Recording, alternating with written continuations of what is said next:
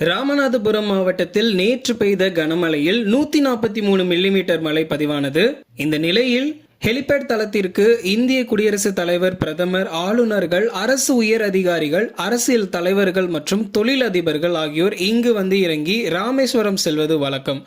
இந்த நிலையில் நேற்று பெய்த கனமழையின் காரணமாக இந்த ஹெலிபேட் தளம் மழை நீரில் மூழ்கி தற்போது பயன்படுத்த முடியாத நிலையில் உள்ளது.